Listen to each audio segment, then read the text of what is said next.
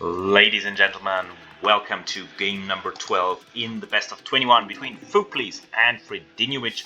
And this game is played on Volcanic Island of all maps. A map I think most players are not familiar with. We have this island in the shape of a giant volcano with some wood in the middle, and that's basically the only wood you have on this map. And then you have these smaller islands around the main land where you have some stone to be ready to be collected, and then the gold is close to the players. There's not much extra gold. There is in fact one neutral gold, which conveniently is located, of course, next to Food Please. Now, as for civilizations, Food Please has the Lithuanians, who are always a good choice on these hybrid style maps, where you also want to go for water, because you get the extra food, so you can focus a little bit more on wood in the beginning, and lets you build up an early dock to get some fishing ships out here. And there are some fish to be collected, so I think it's definitely worth it to go for a dock. Fredinhiovic, on the other hand, he has the Khmer. Khmer don't need drop-off points for their farms, so that's very nice if you're a messy player and just place some random farms everywhere. And they also have the bonus that they don't need buildings to get to the next age, or buildings that are required to build other buildings. For instance, you need a barracks for a stable. And now we see the first action, and Fuklis actually found the sheep, or the goats in this case, of Fredinhiovic. And Fredinhiovic got it back, but now Fuklis is actually able to kill one of the goats with the scout because it didn't change color. And now it's a little bit of a back and forth, a little bit of scout fighting, but Fuklis again getting another goat back, and it looks like this goat might actually go the distance all the way back to Fuklis' home. So this is typical Fuklis playstyle, and here we see the next key moment in the Fuklis playbook. Beat by beat, he's playing this. He wants to lame the board, but Fredinhiovic, he has played enough games against Fuklis. He is aware of this, and he gets the first shot. Split second before Fuklis, he gets the first shot in on the board, and that's all she wrote. The laming of the board was denied, but Fuklis is not done yet. Of course, he wants to do some laming, some more walling, so probably wants to wall in the wood line, but Freddy could easily stop this. Fuklis does not have loom, so Freddy could just attack here, but he doesn't seem to notice because he's probably looking for his goat or something, which is not important because at the same time he is being walled in by Food Please. And no reaction. Can you believe this? No reaction at all. This villager doesn't even have loom. Now finally this villager has loom. I think Food Please realized, oh, I have a villager forward. Maybe I need to make loom. And more walls. No reaction. Nothing happening. And this is really sloppy for Fredinhiovic, because now his entire woodline is walled in, and there's no way of sending more to the woodline or retreating with those villagers once he is attacked. Now there's a little bit of compensation, however, for Fredinhiovic, as he got 2 goats back with his scout. So at least that is nice, and he also has the first dock up. So that's also very nice, whereas Fuklis doesn't seem to be interested in the dock. Now finally this villager was spotted, but this lady has loom and she will just get out of here. There's a lot of flags set here by Fuklis, so there's a lot of waypoints. A little bit excessive, but overall that's okay. And now finally Freddy has to batter through these walls, so he has to invest some villager time here to get more villagers on wood, because as I said in the beginning, this is the only pile of wood that is on the map.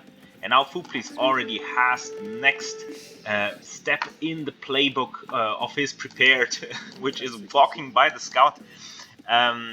Which is the militia, the famous 2 militia, Drush and another villager. So 1 villager was sent home, another villager is going forward to, do the walls all over again. But this time Freddy noticed, and the militia are not in place, are not at the right position to really stop this. And now Freddy has to do a counter palisade, but Fuklis can just palisade around the counter palisade. and so it's all for nothing. And yeah, Freddy only has 4 wood villagers, and that is definitely not enough. I mean, he wants to go for fishing ship. He has 2 fishing ships out already, so this is very, very good for him. And this also explains the economy league. But now the militia are in, and they can just pick off 2 villages for free, because Freddy doesn't even have loom. He doesn't even have loom by this point, and now he only has 2 wood villagers who don't even have a drop-off point, if I see that correctly. And that's just bad. And with this, Fupri's taking the lead also in population. And yeah, he can just comfortably sit here, and Freddy will do nothing because he also doesn't have the wood. I mean, there are some stragglers here, so he has some options. He's also taking the stragglers, but now we see more laming coming in for Fupri's, and I think Freddy underreacts most of the time. So we saw it here. Palisades, no reaction. Here, more palisades and 2 militia, no reaction. Now finally, he is starting to react, and I think he has the opportunity to not only kill the militia, but maybe also kill the villager, which is what he should do. And he should really make sure that he kills the militia as well. Yeah, but a little bit late the reaction. A little bit late here, and a lot of idle time forced here by Food Please. And yeah, where was the scout of Fredinhiovic? It was just in the middle of nowhere. That could have been of great help, and could here be of great help to kill at least 1 villager of Food Please. And I think that's exactly what Freddy is doing here. I think, no, I don't think that's good enough. No, Freddy, that's never good enough. You should have at least let 1 villager keep the chase, and then while you're at it, do some laming of your own, or at least try to do some laming. Now there's more militia coming out from Food Please, who's also up to the feudal age, but Freddy beat him to the feudal age by, I think, a minute, I would say.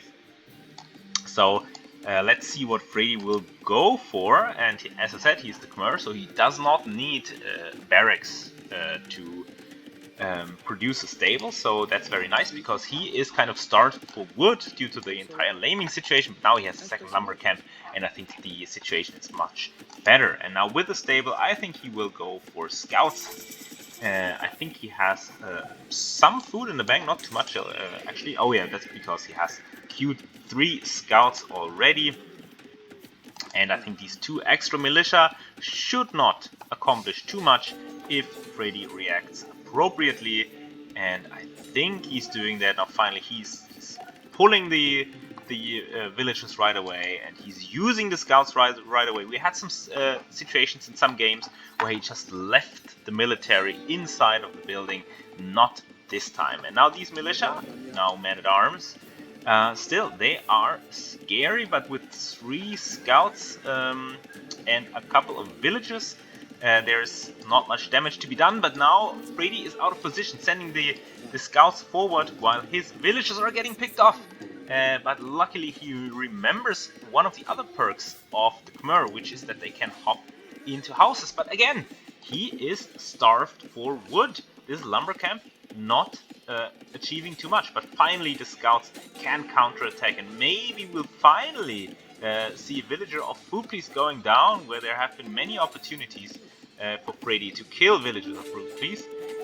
Food Please now fighting back a little bit, and a little bit of miss micro there by Freddy. There should be another dead villager, at least 2 villagers going down, but at the same time, still men-at-arms are here. Now we have some spearmen. Spearmen are an easy counter to the scouts, and yeah, you see what this does. Like, nothing being done by the scouts. Scouts are expensive, and I think overall Freddy should have just gone for archers. I think he's just much better with archers than he is with scouts. Of course, I have to point this out, although Food Please will start to hate me for this, but here is the trademark economy of Food Please. It is in every game, we just need to find it.